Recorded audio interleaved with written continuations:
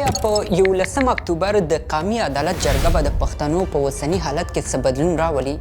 دغه پوښتنه ده چې ځواب ته یې همدا اوس هم د لر او بر افغان وطن ټول پښتانه منتظر دي. او دا پوښتنه هغه وخت را پیدا شوه چې کله د پی ټی ایم مشر منصور پښتین ناڅاپي یو اعلان وکړ چې نور صبر ختم شوی او د پښتنو د راجمع کولو وخت دی.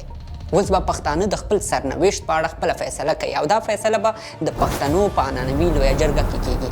خو دا جرګه اوله جرګه نه ده چې پښتانه د خپل سرنوشت د ټاکلو لپاره جوړي. په تاریخ کې پښتنو مشرانو ډېرې داسې جرګې کړي چې په تاریخي لحاظ اوس د ټولو لپاره د ویاړ او فخر په توګه یادېږي. نو راځئ چې نن په دې ویډیو کې د 11 اکتوبر د قومي عدالت جرګې په ارزښت باندې ځان پوه کړو او دا هم وڅېړو چې ولې دا جرګه راغوښتل شوې ده. تر څو چې په دې وجود کې وینه غړېږي پنجابی بدار د دنیا د امریکې چین نه راواخلی دغې ملک واکدار او بیا دلته د مزدور چې کوم دی چې په 15,000 روپۍ کار ورته کوي دا ټول چې څومره پراکسي سیسټمونه دي دا ټول دلته بیا هم وایم وچ په چیلنج جرګه درنه کوو والا چې دا سارونه مو هم لاړ شي په دې وجود کې چې یو ځل وینه غړېږي جرګه به کېږي جرګه به کوو. افغانانو په تاریخ کې دوه رقمه جرګې کړې دي. یو ته یې سبا ویل کېږي چې معمولا د کلي سپینګیري او مشران به راټولېدل او له دې لارې به یې د خپلو سیمو لانجې هوارولې. په اصل کې سبا د اریایانو کوچنۍ جرګه وه چې په هر کلي کې به یې د یوې کوټې په شان وړوکی ځای ورته جوړ کړی و او د ضرورت په وخت کې به خلک همدلته راټولېدل او په دې جرګه کې به نارینه او ښځینه دواړو حاضر وو.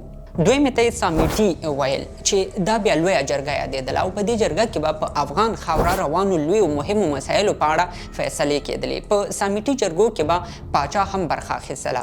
د پښتنو په تاریخ کې د لویو جرګو تعداد ډېر زیات دی او د داسې لسګونو جرګو مثالونه شته چې مهمې تاریخي فیصلې یې کړي دي. په همدې خاطر د جرګو تاریخ تر اوسه پورې محفوظ پاتې دی. سلګونه کاله پخوا چې به کله افغانان له کوم سخت حالات سره مخ شول یا د چا لخوا به پې د حملې پلان یا به نظم له خطر سره مخ وو نو دوی به بیا لویه جرګه راوغوښتله. په اصل کې په جرګو کې به د قومونو او خیلونو مشران حاضر وو او دوی هر یو به د خپل قوم او خپل خیل نمایندګي کوله. په جرګه کې مهمو کسانو ته به نرخیان ویل یعنی دا هغه کسان وو چې د جرګې او د جرګې سره ټول تړلي مسایل به ورته معلوم وو او خلکو ته به دا وضاحت هم ورکو چې جرګه به په کومو اصولو باندې مخ ته ځي او په آخره کې به د کومو دلایلو په اساس خپله فیصله اورئ. جرګې ته راغلو کسانو ته به یې سپینګیري ویل او کله کله به د مشرانو په نوم هم یادېدل خو جرګې به په عمومي لحاظ کوم خاص مشر نه لاره. په کوم ځای کې چې به جرګه کېدله د هغه ځای اوسېدونکو به یې هر څه تنظیمول. په تاریخي لحاظ په جرګه کې ټول خلک په دایروي شکل راټولیږي او دا په دې خاطر چې د خلکو ترمنځ دا فرق او امتیاز نه وي چې څوک پورته دی او څوک ښکته. همدارنګه د جرګې د جوړېدو لپاره به هرې قبیلې ته خپل ځای ورکول شوی و او هلته به یې مشران راټولېدل خو جرګې به په داسې ځایونو کې جوړېدلې چې سر به یې خلاص و لکه د غونډۍ سر یا لویه دښته او دا په دې خاطر چې د جرګې نندارې لپاره هر څوک راځي له هر ځایه ولیدلی شي. خو په جرګه کې تر ټولو مهم شی فیصله ده. په تاریخي لحاظ د جرګې فیصلې به په کوم کتاب یا سند کې نه لیکل کېدلې. یوازې د جرګې اخري فیصله به د یو کس لخوا د جرګې ټولو خلکو ته اعلان شوه خو دا فیصله به د کاڼي کرښه ګڼل کېدله. معنا دا چې عمل کول به پې ډېر حتمي او لازمي وو. اصلا د جرګې یو اهمیت دا ښودل شوی دی چې جرګه د ډېرو خلکو او فکرونو د یوځای کېدو نه جوړېږي او کله چې دومره فکرونه رایوځای شي نو قضاوت او نظریات هم پراخ شي او په همدې خاطر خلک باوري کېږي چې په دې فیصلو کې غلطي نه کېږي او هر څه چې کېږي د قام په خیر به کېږي. نو ټولې هغه جرګې چې د پښتون افغان قام د سرنوشت لپاره جوړې شوي د خلکو په ژوند کې رښتینی بدلون راوستی دی او د تاریخ برخه ګرځېدلې دي. لکه په 1940 کال کې چې په افغانستان کې د خپلواک حکومت د رامنځته کېدو لپاره لویه جرګه جوړه شوه او د همدې جرګې په نتیجه کې احمدشاه بابا واکمن شو چې وروسته بیا همدې واکمن یوه داسې لویه امپراتوري جوړه کړه چې اوس هم د افغان خاورې د ویاړلي تاریخ یو ښه مثال یادېږي. دې ته ورته نور لسګونه مثالونه هم شته چې افغانانو د جرګې له لارې د خپل ژوند او راتلونکي په اړه مهمې فیصلې پکې کړي دي. نو دې ټولو معلوماتو ته په کتو سره پښتنو یو ځل بیا فیصله کړې چې په خپله خاوره باندې د خپل اختیار په خاطر لویه جرګه راوغواړي او له دې لارې د خپل ژوند په اړه نهایي فیصله وکړي. په اصل کې د دې جرګې یو مهم هدف دا ښودل شوی چې ټوله دنیا له هغه ظلم او جبر نه خبره کړي چې له کلونو راهیسې د پښتون افغان وطن په خاوره باندې روان دی او په اخره کې د جرګې ټول ګډونوال د خپلې خاورې د راتلونکي سرنوشت په اړه یوه نهایي فیصله هم وکړي. خو پوښتنه دا ده چې اخر پښتنو سره کوم داسې ظلم روان دی چې دوی د لوی جرګې په راغوښتلو باندې مجبوره کړي دي. اصلا یو قام هغه وخت د دنیا په نظر کې قام ګڼل کېږي چې خپل هویت، ژبه، تاریخ او فرهنګ ولري.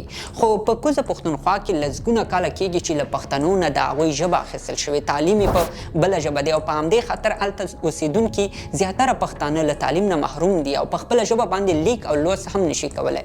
همدارنګه په هیڅ تعلیمي نصاب کې د پښتون قام د تاریخ، میړانې او بهادرۍ ذکر نشته.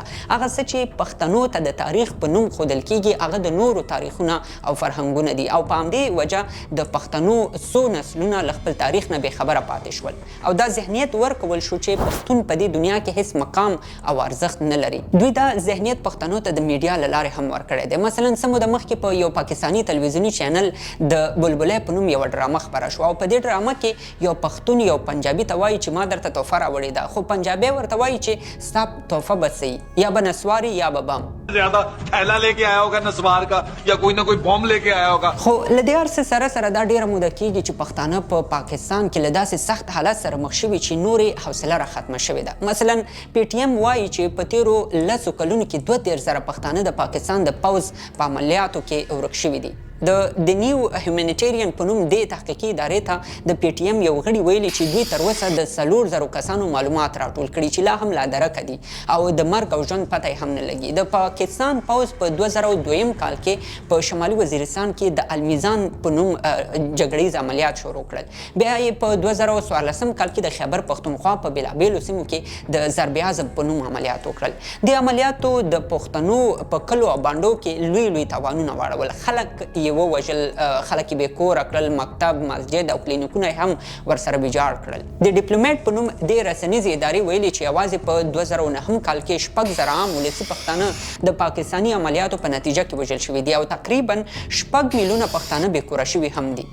د پی ټي ایم د معلوماتو په اساس هر ځل چې د پاکستان پوځ په قبایلي سیمو کې عملیات کړي دي په نتیجه کې له 2 لکو نه ډېر کورونه ویجاړ شوي دي او تر 25,000 پورې تجارتي ځایونه هم له منځه تللي دي. نو همدغه دلایل دي چې پښتانه مجبور کړي څو نور غلي پاتې نه شي او لږ تر لږه د خپل حیثیت د اعادې لپاره راپورته شي او د یو پښتون قام تر چتر لاندې جرګه شي. پی ټي ایم ویلي چې د پښتنو ټولو سیمو ته یې خپل ټیمونه لیږلي دي او دا ټیمونه به هلته کور په کور ګرځي، خلک به راټولوي او له مشرانو به یې د خپلو کلي او بانډو معلومات اخلي چې په تیرو 100 لسیزو کې د دوی په کلي کې پښتنو سره څه ظلم شوی دی، څومره چاودنې شوي، څومره خلک یتیمان شوي دي، د څومره خلکو ژوند برباد شوی دی او بالاخره د پښتنو ژوند ولې مخ ته نه ځي.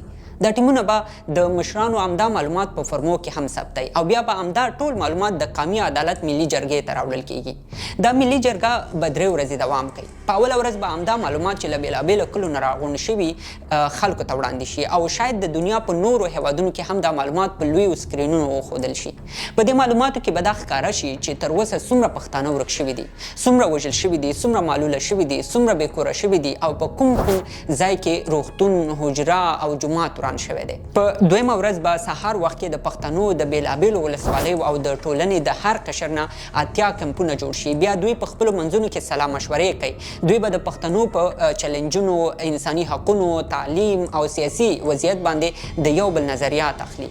د همدې ورځ په ماسپښین به د هر کم نمایندګان راځي او د خپلو خلکو مشکلات او حل لارې به وړاندې کوي او په 3مه ورځ به د جرګې د هرې کمیټې نمایندګان د پښتنو په ټولو ستونزو او چلنجونو باندې ژور بحثونه کوي او د ورځې په اخره کې به د جرګې لخوا د پښتنو د آینده ژوند په اړه آخري فیصله هم اعلان شي. منظور پښتین له اوله ویلي دی چې دا فیصله به یوه داسې کړنلاره وي چې په وسیله به نه یوازې پښتانه بلکې د دنیا نور محکوم قومونه هم ځان له محکومیت نه پې راوباسلی شي. که څه هم د جرګې د مخنیوي لپاره له اولې ورځې ډېر کوششونه وشول او لا معلومه هم نه ده چې جرګه به په څه شکل مخ ته ځي، خو منظور پښتین ویلي چې دا جرګه به د سر په بدل هم ترسره کوي. د ملي جرګې ته په ټوله دنیا کې پښتانه ځکه خوشحاله دي چې که نور هېڅ هم نه د دې جرګې همدا لاسته راوړنه بس دی چې پښتانه له ډېر وخت وروسته د یو قام په شکل تر یو چتر لاندې راټولیږي. دا وه زموږ د دې اونۍ خپرونه. ستاسو له ملګرتیا مننه. تر بیا د الله په امان.